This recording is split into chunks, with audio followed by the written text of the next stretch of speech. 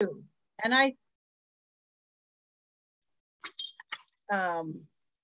I wanted to welcome people to our Elul programming from Sisterhood.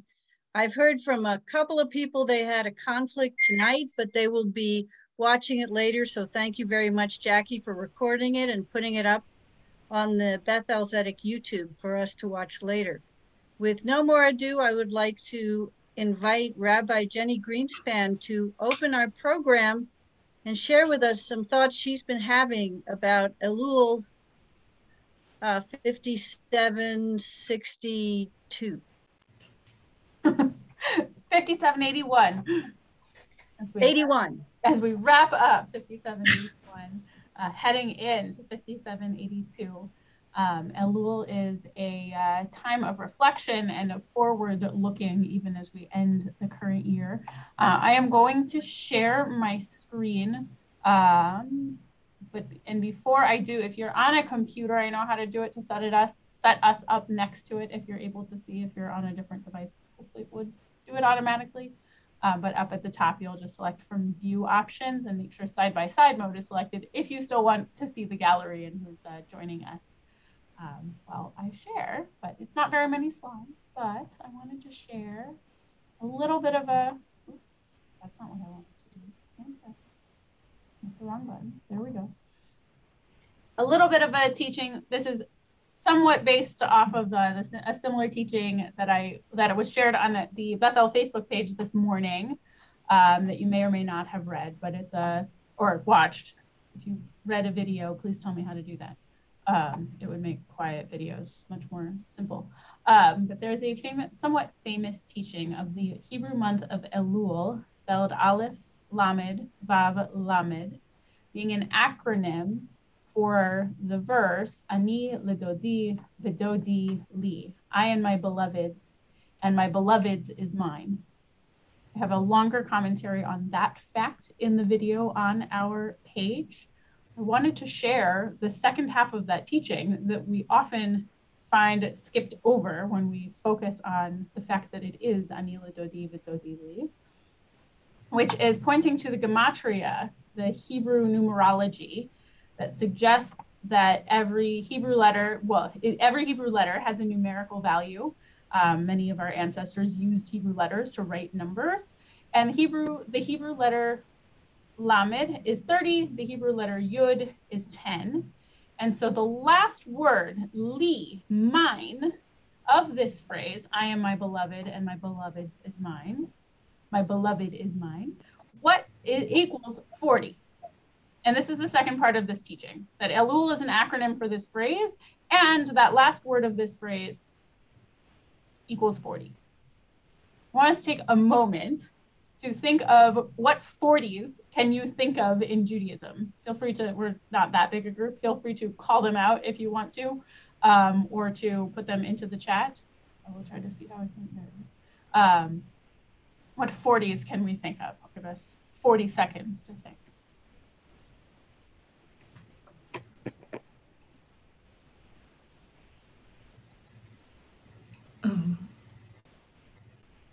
Oi.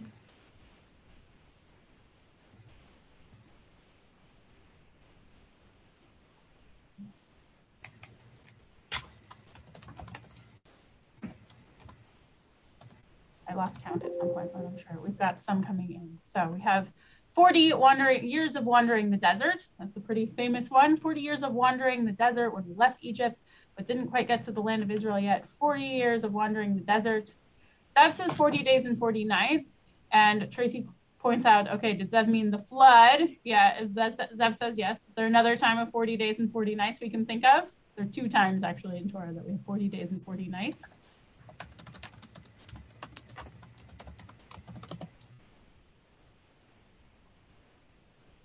David for 40 years.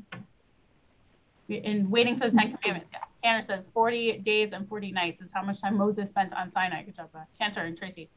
Amanda adds that, where was it? Scrolled, Deborah ruling Israel, 40, okay. So we've got lots in the Tanakh. Hillel started, it's Rabbi Akiva, good, Zev, it's Rabbi Akiva, not Hillel, but yes, one of the more famous rabbis in the Talmud, spent 40 years not knowing anything about Judaism. At the age of 40, he started learning, and he learned for 40 years, and then he taught for 40 years, because of course our legendary Rabbi Akiva would in fact get to have the full 120 year lifespan that we wish everyone toward following Moses. We have lots of 40s in Judaism. Let's think about what those 40s might all have in common. I threw a couple, we've added a few more onto my next slide. So we have the 40 days and nights of the flood, and the 40 days and nights of Moses up on the mountain, 40 years in the desert. We also didn't come up with these, we came up with others, but others I thought of, not directly Jewish, but in general, 40 weeks of pregnancy. In the Mishnah, 40 is the age of Chokhmah, the age of wisdom, the age of understanding. And incidentally, the mikveh, the ritual bath that we use most commonly for conversions, but some will use for a monthly cleansing, the minimum amount of water in a mikveh is 40 se'ah, which is an ancient liquid measure. Think, 40 gallons, except that it's really like 2 1/4. But 40 se'ah is the minimum value, minimum amount of water that's supposed to be in a mikveh. This all relates back to Elul. 40 happens also to be the number of days between Rosh Chodesh Elul, the start of the month of Elul, and Yom Kippur. Stop the share so I can see you. And that 40-day period from Rosh Chodesh Elul to Yom Kippur is supposed to be the deepest time that we are doing our introspection and our reflection and our teshuvah, our repentance and our hope toward repentance. For all of those other times that we just listed off, from wandering in the desert, from waiting for the flood to end, waiting for the 10 Commandments, waiting to reach the age of wisdom, I look forward to waiting to have a baby, 40 weeks, all of these are moments of transition, which is why I wanted to include that mikveh one. The water of the mikveh also marks transitions in the sake of conversion, moving from not being a full part of the Jewish people to being a full part of the Jewish people. So this reminder of the 40 days from Rosh Chodesh Elul to Yom Kippur is pointing out that we're in a time of transition. And a time of transition means a time of possibility, means a time of hope. Throughout the time waiting for the flood to end, we're hoping for a better and stronger world. While Moses is waiting for the commandments, we're transitioning from a people who doesn't know what to do to a people who has strength. All of the time of wandering in the desert, developing our time of getting to be a strong and a whole and us as a people. And none of those were easy times. Flood, of course, was not easy. Wandering in the desert for 40 years was not easy. And so it doesn't mean that right now needs to be an easy time. But we're reminded as we are working toward Yom Kippur and repenting that change, that repentance and that transition is possible. And even as we struggle, there's always hope for something beautiful on the other side. So it's not only that I am my beloved and my beloved is mine, but that mine being 40 reminds us that there's always hope and there's always possibility. Even as we struggle right now, we also sit in a time of possibility. Thank you, and I hope we have lots of fun tonight as we prepare for said possibility of Yom Kippur. Wow, thank you so much, Rabbi Jenny. That was great. Wow. I'm going to be thinking that for some time, but I'm going to move on as well. So Cheryl, how long have you lived in Indianapolis or in the Indianapolis area? Because of course you live in Carmel. No, we moved here in 1985. And at the time, yes, it's been a long time.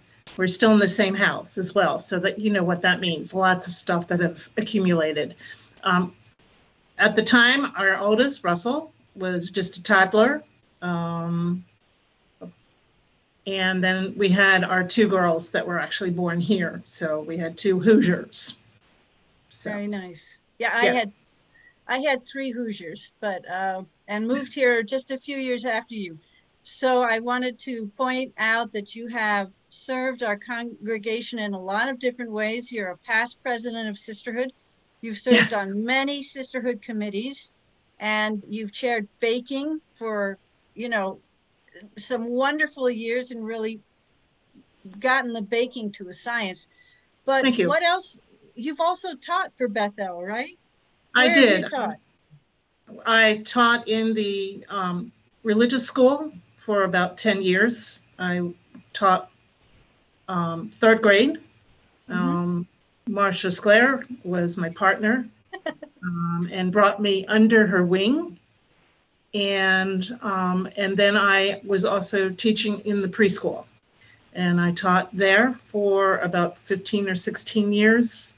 I started out working in the 3-year-old classroom, and then my last stint had been working with Clara Sharon with the preschoolers, well, primarily the pre-K and the kindergarten classes, and we did Hebrew and we did music with the kids.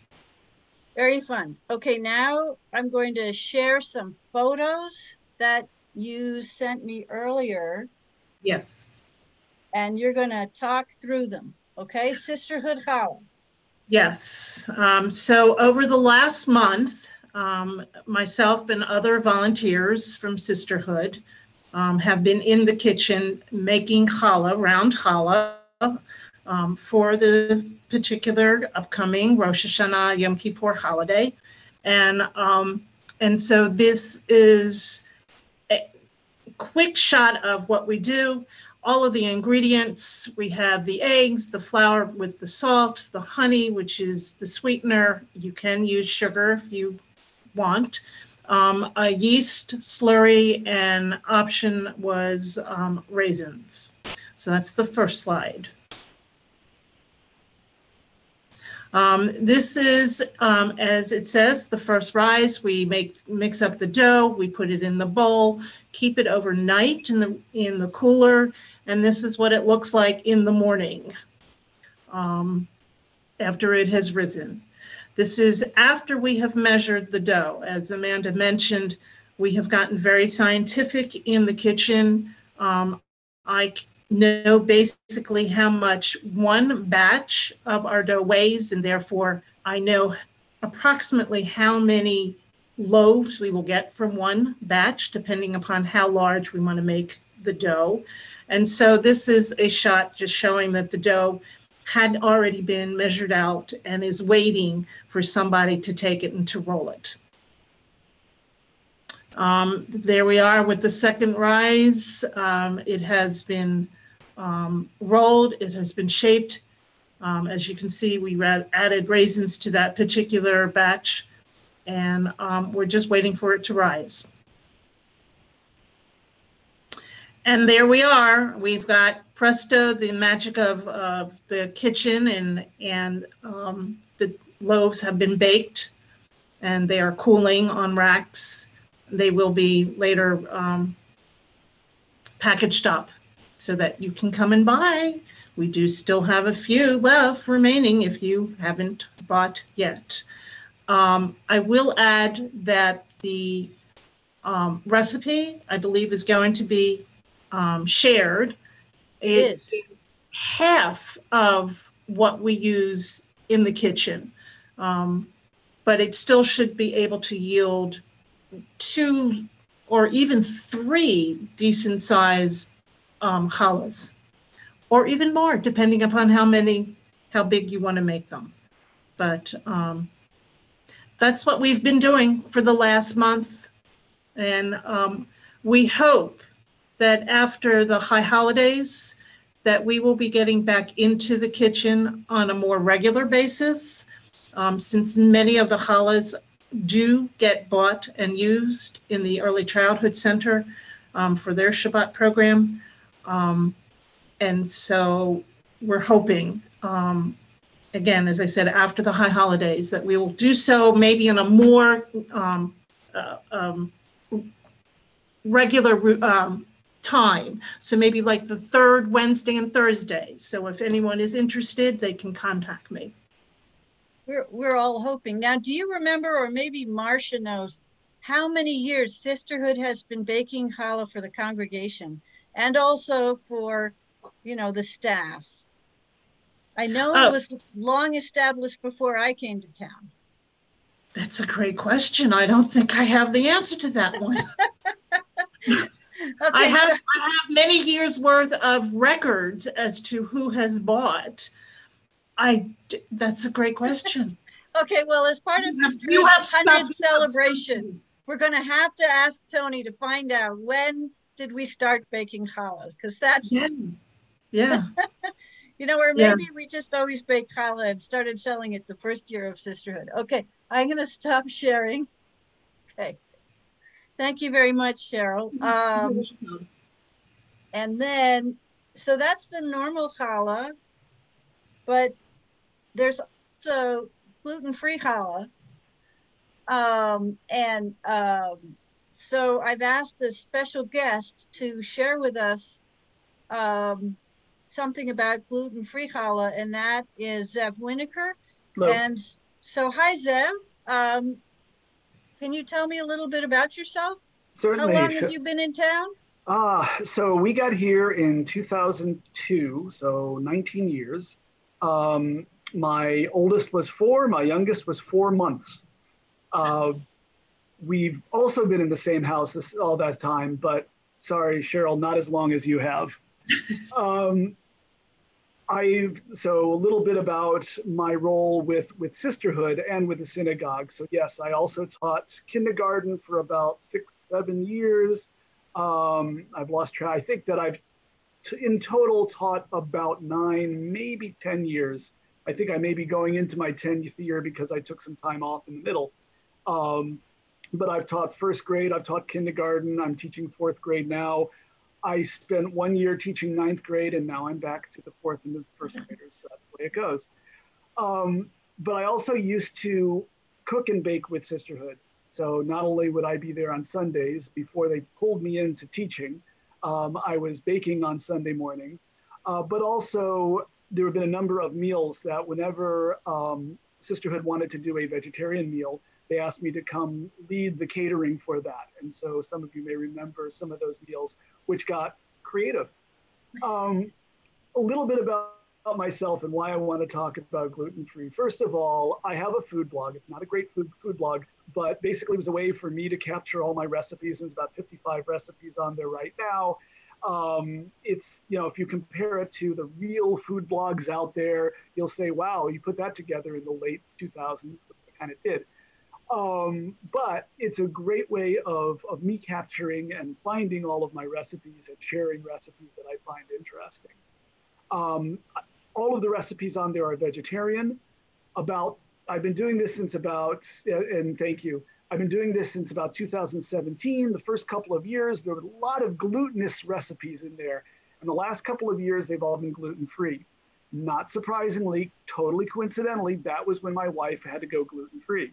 So not only did my wife Shira have to go gluten-free, and it turns out oat-free, but my youngest son discovered that on the days that he had pizza at school, he would come home and fall asleep on the bus. And the days that he had nachos at school, he could get his homework done.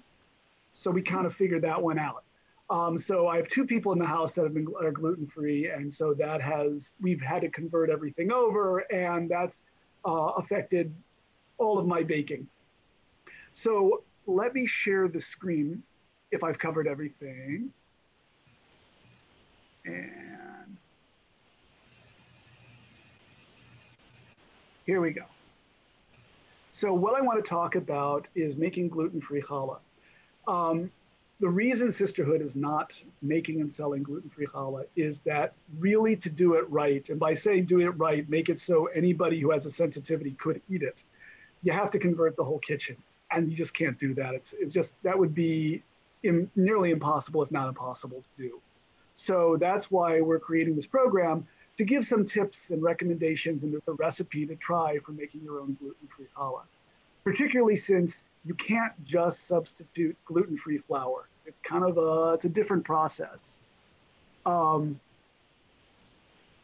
So there's a couple of references that I might, if you're looking for how to do gluten-free baking in general, there's a book, 2 books I have. America's Test Kitchen has a book called the How Can It Be Gluten-Free Cookbook. I love it.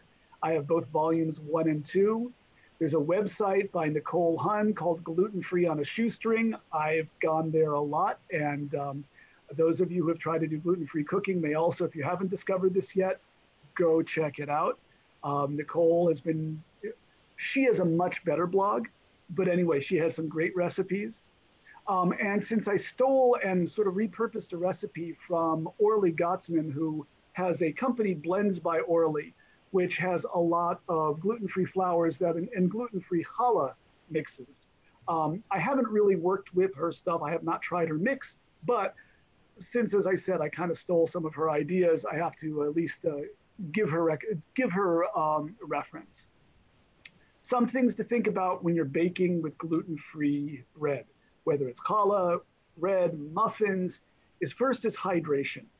Because you are not using gluten, and what does gluten do? Gluten is a protein that creates a nice structure, a nice cage, and that's what holds in all the air that the yeast creates, and that's what gives it rise. It gives it structure, it gives it lift, it makes it fluffy, it makes it chewy. It's a wonderful thing unless you can't eat it, and then it's deadly poison. So one of the things you need to know when you are doing gluten-free baking is you add a lot more liquid. A lot of bread recipes made in a loaf, the dough is really soft. It's sticky, it's soft, it looks like a batter. But the thing is that you need to add that moisture to get it to rise properly. So because you have this extra hydration, the extra water in there, you need a longer baking time. And so a lot of times the recipes, if you've been baking regular bread, glutinous bread for a long time, you may think you've overbaked it. You haven't necessarily, because you got to let that moisture rise, evaporate out of there. So it may seem like you're baking it too long. You probably haven't. The other thing I'll mention is lots of recipes have you measure by weight, not by volume. This took me a long time to fully embrace because I didn't have a scale. I had measuring cups, and I'm lazy, and I'm not about to go get a scale. And I finally went over to using a scale and measuring my flours by weight, because the flours really are, most of the recipes, they measure it by weight because they have different densities.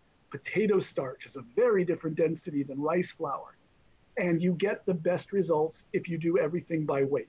Once I moved over to using a scale, I use it all the time, and you get really fast in using it. So I would strongly recommend that. Just a little bit about baking mixes. This is the crux of whatever you're doing, whatever you're baking. You'll have the substitute for your flour. A couple of them are mentioned here. I mentioned Blends by Orly. Actually can't speak to whether it's good or bad or otherwise, but I want to at least mention it by name. It's a good kosher mix that has a lot of challah mixes. Better Batter, one I have used. I like Better Batter, particularly for cakes, but because it has pectin, it's a little gluey, and so it makes, that's the only best term I can think of, so it makes some of the breads taste a little gluey, I can't come up with a better term than that. Cup for Cup apparently is better for pastries. King Arthur has their mix. Pillsbury has a mix. Bob's Red Mill. I swear I need to start buying stock in Bob's Red Mill because I am single-handedly supporting them. Bob's Red Mill has, and the funny thing is that they have gluten flour, and for the longest time, I bought tons of their gluten flour. Now that's the one product I don't buy anymore, but I buy everything else, rice flour, starches, etc. I make my own, partly because, well, actually largely because as much as I'm lazy, I'm also cheap, and usually cheap wins out over lazy. And so I like to make my own mixes, store it in a container, and just use it as needed. And you'll see online tons of different mixes, and they all are slightly different. Most of them have grain flour, of the rice flour, some of millet flour, mostly rice flour, and that will make up 65 to 75% of the mix. Then you have your starches in there, depending on the mix, 25 to 30%, that's potato starch, and tapioca starch most commonly. I've seen some with cornstarch. And then you have your binders. Binders may be part of the flour, or it may be something you add in afterwards. You will need them. The recipes require these because since you don't have gluten, I made a nice challah that looked very pretty, but I'm pretty sure I forgot the xanthan gum. And so that's going to become French toast because it's really dry. So you'll need the xanthan gum, psyllium fiber. Psyllium fiber is what's in Metamucil. It also makes a really good binder for gluten-free cooking. So one other thing I need to mention before I just talk about the process is what is challah? So when you think about, and I want to make sure I'm not covering this up. There we go. Whoops, sorry. And the reason I talk about what is challah, because if you're making gluten-free challah, for whatever reason you need to make it, either you're gluten-free or you have someone in your family, or you're having a big break the fast at your house after Yom Kippur, and you want to have lots of challah, but you know that one gluten-free challah on the side, someone is going to say to you, it can't be challah, it's got to have gluten in it. And you're going to say, what are you talking about? Well, they're not entirely wrong. So what that means is that there are the Bible talks about 5 species of grain. And for you to say the hamotzi blessing, that is the blessing you would say on Shabbat, the hamotzi, and that what makes it officially a meal, and then you end it with a full birkat hamazon, the grace after the meal, you have to have bread with at least one of the 5 species: wheat, rye, oats, barley, spelt. Oats is the only one of those that is gluten-free, or can be gluten-free. You have to be careful because some oats products have cross-contamination, so you need to make sure your oats are gluten-free. That's great unless you can't eat oats, like my wife. So I don't make my challah, and the one I'll talk to you about, I don't make with any oats. If you don't make it with oats, technically, it's not challah, it's not bread. I shouldn't say it's not challah, it's not bread. Bread, if it's made primarily with rice flour, the blessing you'd say before is borei minei mizonot. It's the same blessing you say for a snack. And then there's a short prayer you say, the borei nefashot, afterwards. So if someone says, no, it cannot be challah, okay. You decide how you want to play this, but understand where they're coming from. But remember, the other part of this, when you think about challah, is what is the challah going to look like? Are you going to use a very wet dough that rises really well, but you can't grate it, and so you need to use what's in the corner. You can buy these beautiful challah molds, which essentially makes this big loaf, but it's not braided. Or do you want a simple spiral that looks nice? Or do you want on the bottom right, which looks like monkey bread, but it's actually very effective? Or do you want challah that is actually braided? Now, I go for challah that's braided. That's me. And the biggest challenge was finding a challah recipe that was wet enough, light enough so that people would eat it, that it wasn't dense as a rock, but was firm enough that you could actually braid it as opposed to pouring it into your mold. And that was a challenge. And just a little embarrassing story about some of my early attempts at challah is that I would make gluten-free challah for the house, and we would take this challah, and when nobody else would eat it, because as I said, it was kind of dense, we went to out back. There's a creek out back, and so for tashlich, we would take the leftover challah that no one was eating, and then we would toss it in the water for tashlich. The fish didn't eat it either. It was, when your fish won't eat your bread, forget it, start again. So these are the ingredients that you can see that, granted, it looks like a lot, but then again, 4 of those ingredients make up my flour mix, which I just make a large batch and I use it as needed. You have your rice flours, a lot of Bob's Red Mill, as I said, rice flour, brown rice flour, white rice flour, potato and tapioca starch, I use xanthan gum, and then the rest of it should look fairly common. Eggs, yeast, you can't see it, it's hiding in there, baking powder. Most recipes actually use a little bit of baking powder as well, just because you're going to need that extra lift. Yeast by itself is not enough. You need a little bit extra along with the binders. Another trick I will mention is that when you're making your challah, use a round pan, particularly if you're making a round challah. Even if you're making a long challah, then use a long pan. So even if you can braid it, I discovered if I just put it on a nice baking sheet, it kind of goes blah and opens up. If I put the whole challah, after it's braided, in a round pan, it expands into that pan, it bakes in it, and it looks beautiful. So I have a nice greased pan here. Another trick, you can see what's here. Well, you notice I have soy milk. Why do I have soy milk here? This is a trick I use for this recipe. So a number of blends, America's Test Kitchen does this, they add powdered milk into their baking mix. It's a nice trick. It adds more protein. You need that protein to give it structure. Just starch won't give it the right structure. They swear by it, and that's great, unless you want a parve mix. You know, if you want challah that you could serve with a meat meal, or if you want vegan bread, you need to find a way to get around that. And so what I did was I just eliminated the powdered milk, and I use, in this case, I'm using soy milk. You can use another plant-based milk. It's just some way of adding a little more protein without affecting the flavor. It seems to work pretty well. The rest of it, you know, I've let the yeast eat some sugar for a bit. I've added in my eggs, my honey, my oil down at the bottom. Now here I've mixed together my flours, my baking powder, some salt, and move this out of the way. What you can see, and then once I'm mixing everything together, this dough, it's going to resemble cookie dough. And here is where you're going to go against your own instincts. Your instinct is to keep adding flour until it's firm enough that you know you can roll it out.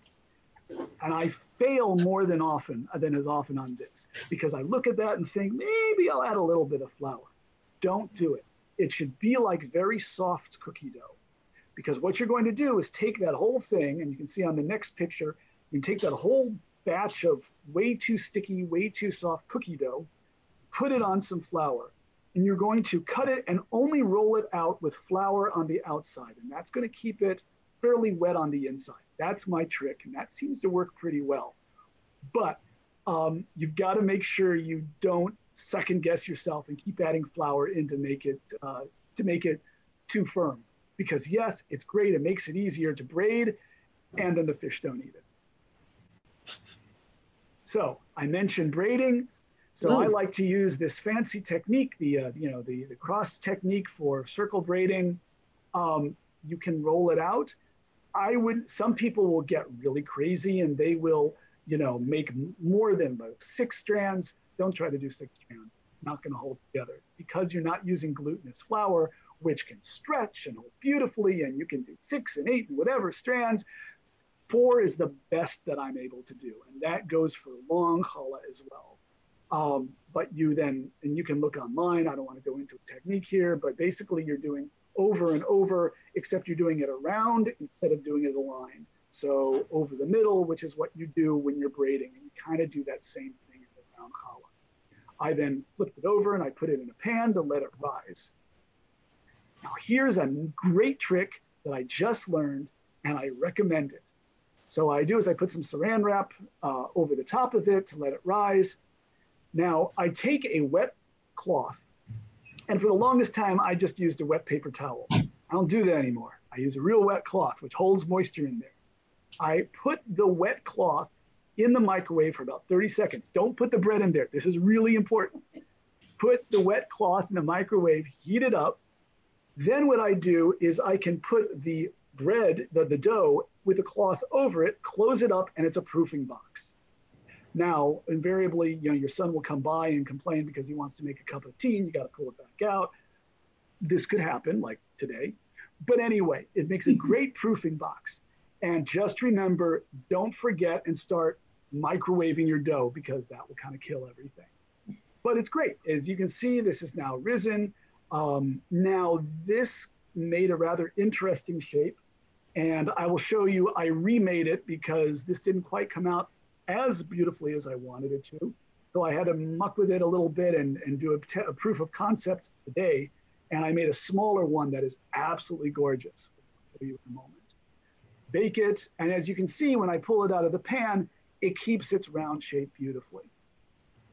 So I'm going to stop sharing. There we go. Now this is the one I made today. It's actually a half one. You can see that it worked perfectly. It's a lot lighter than the last one I made. You can't tell this, but trust me. It is still a little dense. You're not going to make a challah that's perfect and just like a gluten challah. But this one's edible. It's good. It's tasty. It's sweet. You can pull it. As why I like it is that I like a challah that you're not slicing, you're pulling it into chunks. And you should be able to pull it into chunks. And that's what I do with this one. I will send it over to you, Amanda, or to anyone for questions. Okay, I'd like to open it up. Yeah, let's open it up for questions. You can put questions in the chat or more easily unmute yourself and just ask a question. I put a link to, Zev, I put a link to the recipe in a previous email, and I put a link to your blog here, but can you put a link to this particular exact recipe? Yes, I can. Okay, and does anyone else have, oh, Marcia. I have a question, maybe either one of you could answer. So if, Cheryl, I noticed in the recipe that you printed that it looked like that was just for one challah, and it gave the time to bake it. If you were to make 2 or even quadruple it, make 4 out of that same recipe, how long do you know how to bake it for? Well, I mean, that's what we do in the kitchen. I mean, it's oftentimes that we're doing 3 or 4 challahs at the same time. It's really for whatever size. So it's about 30 minutes, 35 minutes. How big do you think it would be?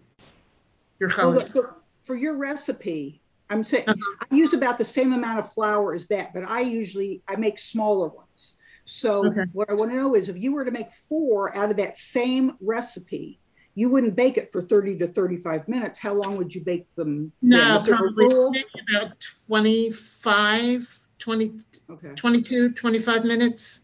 So Cheryl, how much does the small challahs that you make, how much do they weigh wet? Oy. Oh, you don't remember? Okay, never mind. That's okay. Okay, so the smaller ones are 25 minutes, okay. Somewhere right, yeah. 23.5, yeah, I remember that. Thank you, Rabbi Jenny. Nice. Very cool. Do we have other questions? Rabbi Jenny, I know there's a baker in your house. Oh, yes, there is. We have something to tell him now, to add. Does he use the microwave to proof the bread? He actually turns the oven on very briefly while he's doing whatever step he's on, and then turns the oven back off and uses the oven as his proofing style. So that's another great trick. The 200 degrees is you set your oven for 200 degrees, turn it off, and yeah. So he does it that way. And he came to 23.5 for this particular oven with this particular recipe. So, experiment with time. Oh, your challah, he bakes for 23.5 minutes. In this particular oven in the house that we currently have. Like, I won't guarantee that it will stay at 23.5 in the next time we're using a different oven. Well, thank you very much, Zev. If there are no more questions, and the people who promised me they want to watch this later are not able to ask questions, so tough luck. I think it's time to turn it over to Cantor Melissa. Well, hi everyone. I learned so much. I'm not a baker, so like my sisters here. So I really envy all of you. I was trying to take it all in. So I think maybe I'll try the recipe though. I don't think that I've ever actually tried it. So we're gonna do it. All right. Wishing me luck in the new year to hopefully bake challah. And if I'm successful, I'll bring you some. Okay. So here's what we are going to talk about. We are, there is in the section of Musaf, cantors get really excited, and hopefully my congregants do as well, because there's a whole long section where I get to sing for a really long while. In 3 very different pieces that go in in one contextual setting that's known usually as Unatana Tokef. And this is the piece that we're all familiar with, that concludes with, on Rosh Hashanah it is written, and on the fast of Yom Kippur it is sealed. So this goes in line with what Rabbi Jenny opened with, in that it becomes a chance for reflection, and of course this chance for teshuvah, because actually at the end, the close of this very beautiful section, both liturgically, just in the words and in the actual text, but the music is also beautiful, right? It closes by saying, but teshuvah, tefillah, and tzedakah have the power to transform our destinies. And so it all is meshed together in this section.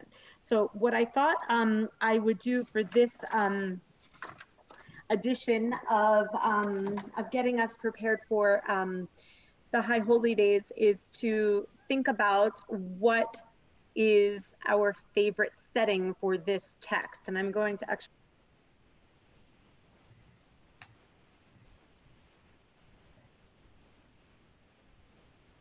Oh no, you're muted. You muted yourself. Have I been muted the whole time? No, just for the last That's weird. 10 seconds. So, Okay. all right, great. So there's the transliteration for this line that we were just talking about. Oh, but I'm not seeing a transliteration. No, it's not in the chat? Oh, in the chat. Okay. It's in the chat. Yeah, I didn't prepare because I just wanted to see everybody instead of looking at a song sheet. So, so it's in the chat here for you to follow along. So what I have found in my career is that very similar to you're having a favorite Lecha Dodi melody, that people have a favorite Barosh Hashanah melody. And I'm guessing that our small crew here that we've got tonight, you probably have a certain melody in your head as to what you grew up with. Maybe there's another melody in your head at the current congregation that you are at, or a previous congregation, or something that you learned in college, or something that you really enjoyed during your time in seminary, or something of the nature, right?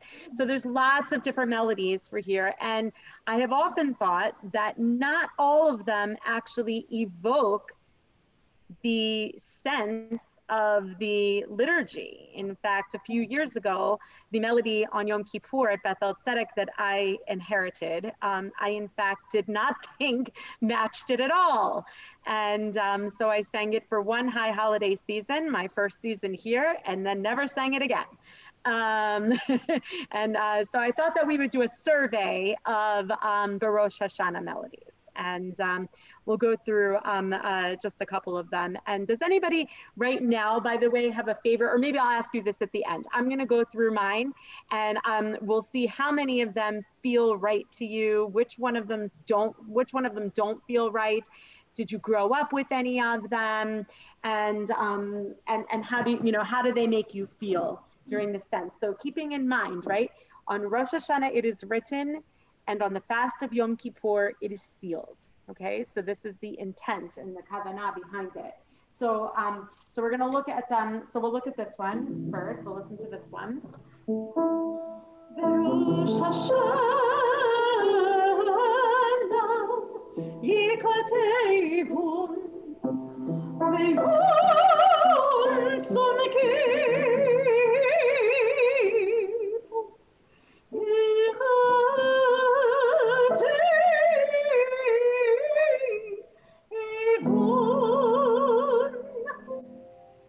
Okay, so tell me about that one. What's it do for you?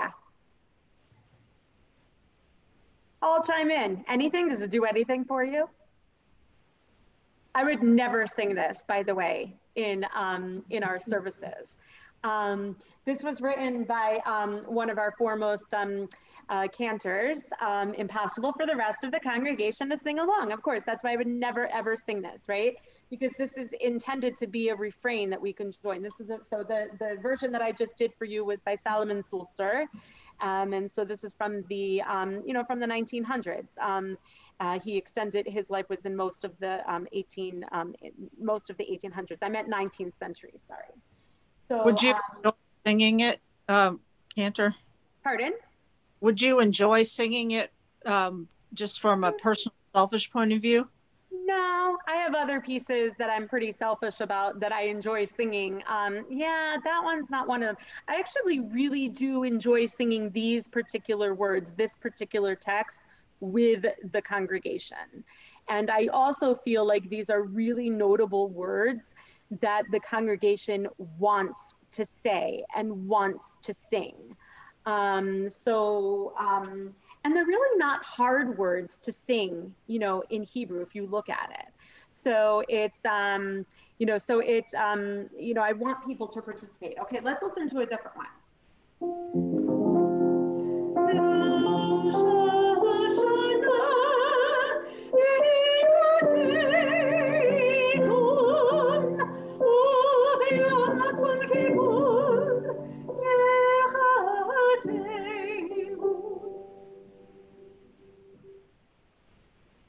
Similar? Same idea, right? So yeah, so this is right direction. Yeah, we say again? It's a step in the right direction, but not. It is a step in the right direction, yes, because it does it right. There is a little bit more that you could sing, but both of these pieces then immediately segue into the rest of the text. Who will die this year? Who will live? And and the whole litany of things. So that was written by Abraham Baer, who is a contemporary of Sulzer. So let's listen to this one and see what we get.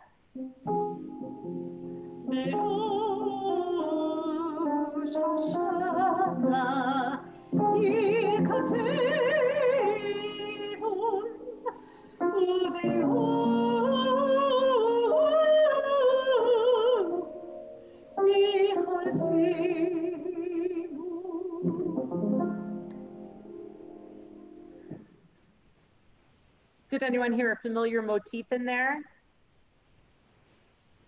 So this one kind of reminds me has a little bit of that Kol Nidre motif. And so this is by Louis Lewandowski, who is also premier Chazan and composer, and also a contemporary of Sulzer. So it's still that style. It's like a very high level Western European style where you would expect an entire choir to sing and join in after, this initial enunciation by the cantor. Okay, so let's get another one here. Oh, excuse me.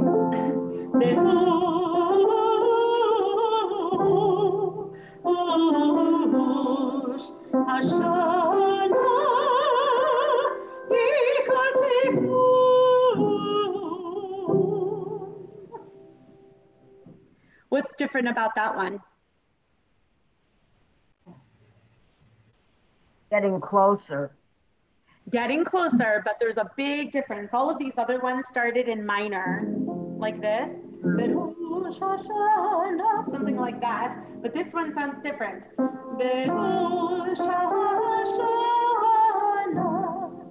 happy, it's a brighter sound. That major.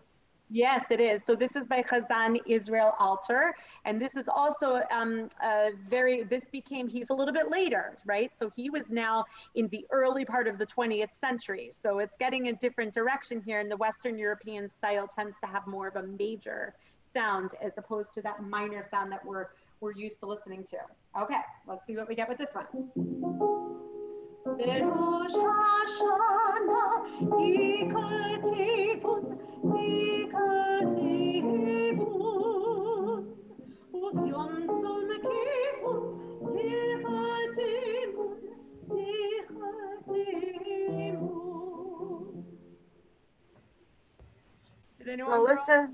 Melissa, that sounds like the one very similar to the one Robert Merrill and his brother-in-law used to sing back in the 40s and 50s. Very, very possible. So this one is getting into the early part of the 20th century.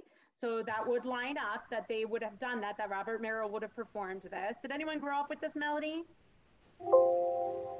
I think I heard Robert Merrill do it back in the early 60s, Robert Merrill did High Holidays at Park Synagogue in Chicago that they just started in downtown.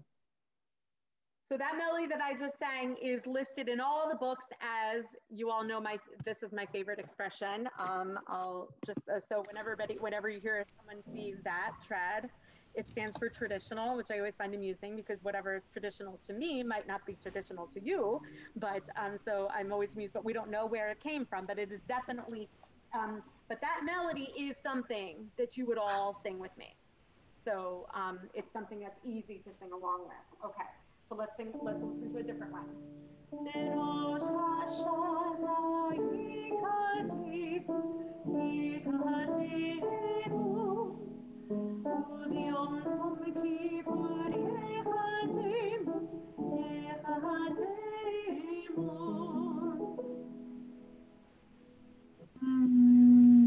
So this one comes from the Ukrainian tradition. This was written by Kazan Todros Greenberg, and he was Ukrainian, but also in the 20th century. So I think it sounds very modal, and it's hard to sing along with, meaning it's not like set in how you expect it to go. Okay, let's listen to this one.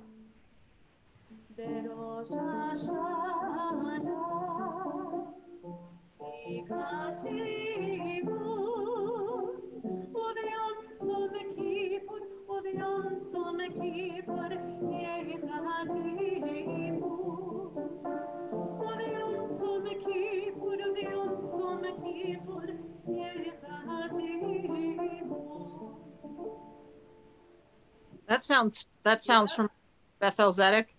It's not.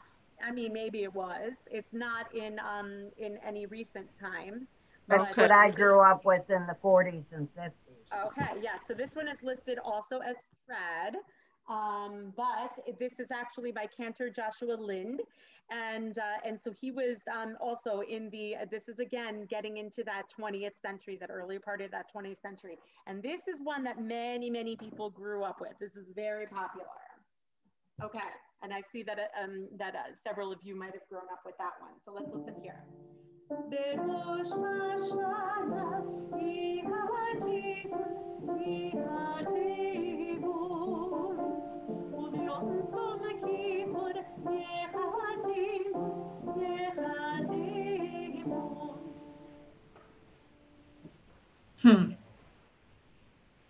Also trad.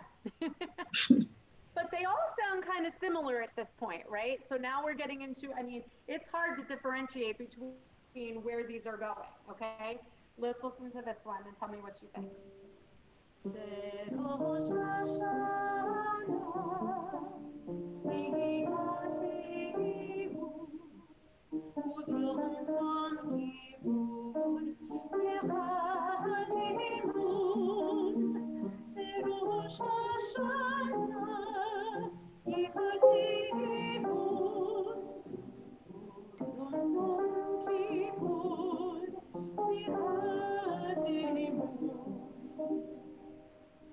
Not bad. So this is very contemporary. This was written by my colleague in Houston, Cantor Meyer Finkelstein, who's beautiful, the door by door. I sing on Bar Mitzvah and Bat Mitzvah Shabbat. And so this is a very modern piece. So this is, he probably wrote this in the early 80s, would be my guess. Okay, let's listen to this one.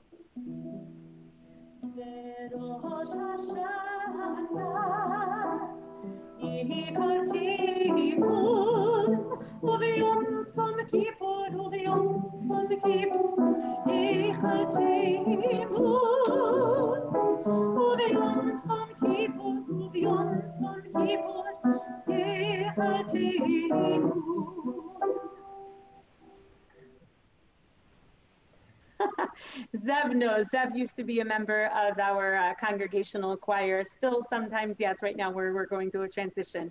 So yes, so Zev will tell you that he has probably sung this piece many times, because this is the piece that I axed. This was the one that it's interesting. I actually love this melody, but I hate it for the liturgy, because I don't think it matches at all. And I know that Tracy and I have spoken this with your parents many times, and they remember them being so grateful for not having this melody anymore. But actually, it's a beautiful melody, and very occasionally you will hear me sing this to Lecha Dodi on Friday nights, because I decided the melody was beautiful. It was just the wrong text. By the way, this is by my colleague, Cantor Saul Zim. But with all due respect, it sounds much better as a Lecha Dodi. Lecha Dodi, likrat kala. Right? Much better. It matches much better. Okay.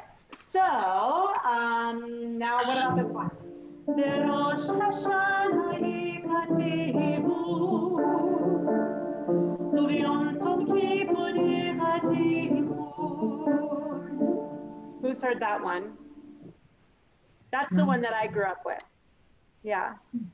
So that is by Cantor Barkan. And I mean, pretty contemporary, actually, when you think about it. But yes, that's the one that I grew up with. Berosh Hashanah yikativun, u'v'yom tzom kippur yikativun,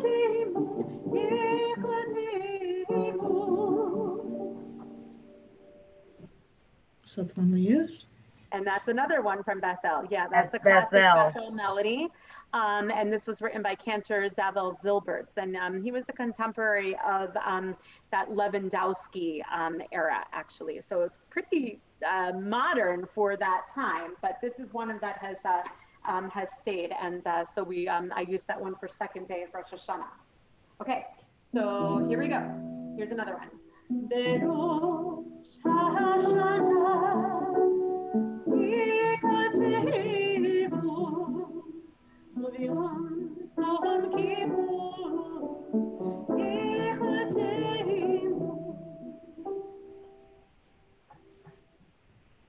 That is my favorite also, Jackie. And this is the one that I replaced on Yom Kippur. And this is by Craig Taubman, who I know Rabbi Jenny is familiar with, being a California guy. And I think this one is so beautiful. And actually the verses are really, really beautiful. But I think that I found this to be such a soothing and beautiful melody for everyone to sing with me. And so we'll conclude with the one that I've been using for the last few years on Rosh Hashanah Day 1. And this is by Cantor Rochelle Nelson. I love this because she's the only female composer on this list of this survey that I gave for you today of all of them. This is the one by a female composer. Again, the verses are beautiful, but this is a gorgeous melody to sing along with. Berosh Hashanah yikativu, u'v'yom tzom kippur yichativu. Berosh Hashanah yikativu, u'v'yom tzom kippur yichativu.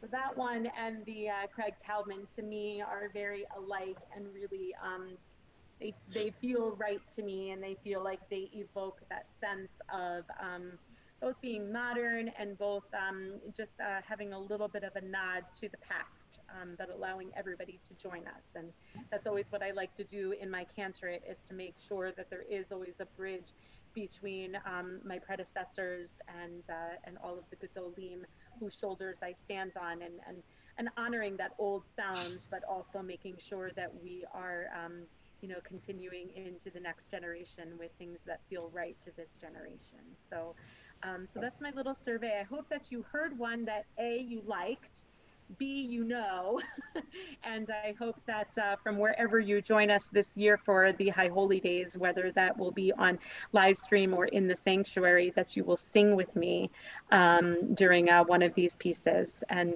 enjoy the text, and to and hopefully agree with the musical choices that I've made. Thank you so much. That was really interesting to hear how they evolve and how they change. And, we're all focused on the high holidays. So even though we don't hear them that often, we can remember them year to year, because it's a time that's a special time for us. Yes. Great. Okay, so before we end, I guess one or two announcements, which are that there's a few quilt squares left, but very few left as we're moving into the celebration of Sisterhood's 100th anniversary. Pretty soon we'll be sending our membership dues as we do every fall. As Cheryl said, there are a few hollas left, but and Cheryl, can you tell us when we can come pick them up? Yes, September 1st, 2nd, and 3rd, Wednesday, Thursday, Friday, from about 9:30 to noon. Perfect. Okay. And if they can't come then, is it a possibility they can arrange with the Gallery of Judaica? Yes. Yes, with the gallery. Yes. Okay, perfect. And then I guess I just want to leave us all with a short thought about the holidays. We dough, we give it yeast, it rises, and it becomes delicious challah, regardless of what is happening in the world outside the kitchen. The seasons change, the shofar is blown, the cantor leads us in prayer, high holidays, in person or online, regardless of what is happening in the news. As we go in the new year, let us focus on living every day to its fullest, listening to the shofar, chanting the prayers, being mindful of our actions, and caring for friends and family to make this the best year it can be. Shana Tova. Shana Tova. Shana Tova. Thanks, everybody. Take care. Thank you, Amanda. Shana Tova. Thank you, Amanda, for organizing. Very lovely. Thank you. Thank you, It was Amanda. great to hear you. It was great. And thank you, Pamela, for joining us all the way from Chicago. It was my honor. Thank you for letting me share this evening. I Sure. hope I can come back. Yes. Okay. What shul do you belong to up there? North Suburban Synagogue, Beth-El. Yes. Who's your chazan there? We just changed, so it's Jacob Sandler. Okay. It had been Hazan Ben Tisser, and he's now in Minneapolis. So we have a brand new Hazan. Yes. Okay. Well, that's great. Yeah. Excellent. Thank you. Bye. All right. Bye, everybody. See you soon.